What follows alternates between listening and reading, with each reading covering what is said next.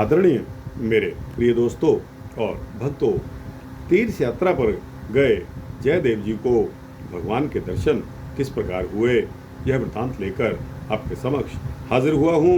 उम्मीद करता हूँ कि यह वृतांत आपको अच्छा लगेगा। दोस्तों, आपसे विनती है कि बने रहिए इस वृतांत के अंत तक मेरे साथ। आपको स्वयं पता चलेगा कि तीर्थ पर गए श्री जयदेव जी को भगवान जी के दर्शन किस प्रकार हुए। दोस्तों, बिना समय गवाए आइए इस वृत्तांत को शुरू करते हैं। दोस्तों, राज दरबार में रहते हुए जयदेव जी बैरागी साधु बन गए। वह पक्षियों की तरह खुले आकाश में उड़ना चाहते थे।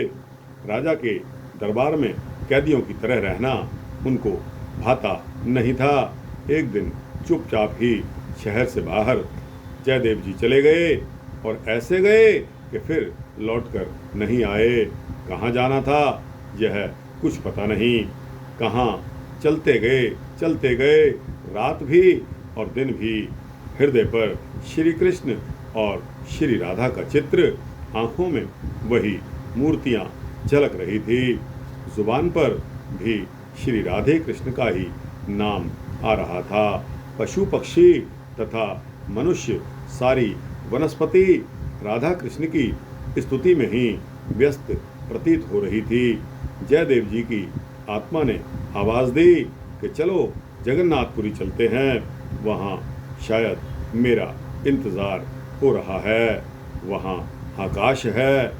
रात को निर्मल आकाश के नीचे हंसते तारों को देखकर कुदरत के गुण गाते हुए एक दिन वह गीत गाते गाते गर्मी में चलते जा रहे थे। रास्ता ऊबड़ खाबड़ था और पहाड़ी था। पानी कहीं नजर नहीं आ रहा था। बड़ी जोर से प्यास लगी हुई थी, लेकिन फिर भी जयदेव जी को कोई परवाह नहीं हुई। वह चलते ही चले गए।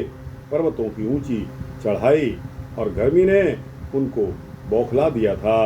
वह मूर्छित होकर धरती पर गिर पड़े। उसी समय वहाँ भगवान प्रकट हो गए।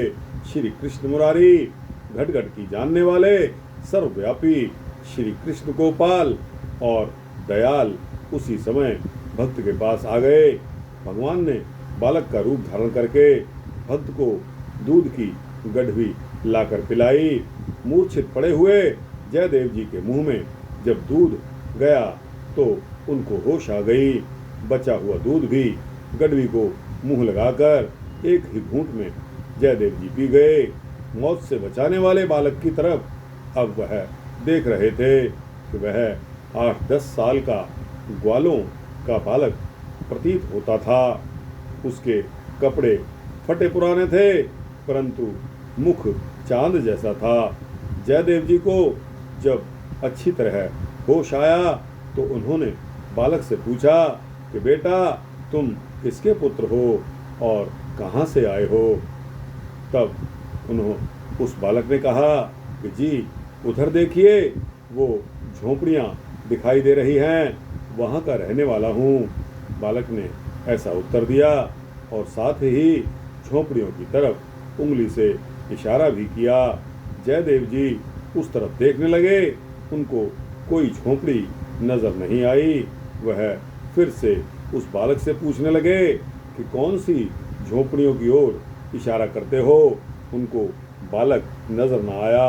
वह बालक अदृश्य हो गया। भगवान स्वयं उसकी सहायता के लिए आए थे। अपने सच्चे भक्त को दूध पिलाकर चले गए। वह दुखियों तथा प्रेमियों का सहारा बनकर आते हैं। जयदेव पुकारने लगे, ओ प्रभु, हे गोकुल रत्न दयालु।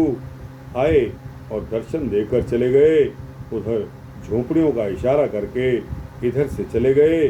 वाह मेरे कौतुकी प्रीतम मोहन मुरली मनोहर, क्या क्या गुण गाऊं मैं आपके।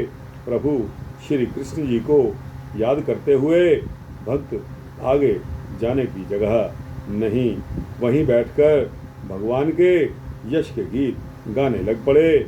पक्षी तथा कुदरत उसके प्रेममयी गीत सुनने लगे। दोस्तों, ऐसा भी कौतुक होता है कि जब भक्त परेशान होकर निढाल होकर गिर पड़ता है, तब कौन संभालने आता है? वही कोई न कोई रूप बनाकर आते हैं और हम सभी का सहारा बन जाते हैं। बोलो श्री कृष्ण भगवान की जय। देवकी नंदन बांके बिहारी श्री कृष्ण की जय। राधा जी की जय। जय श्री राधे कृष्णा।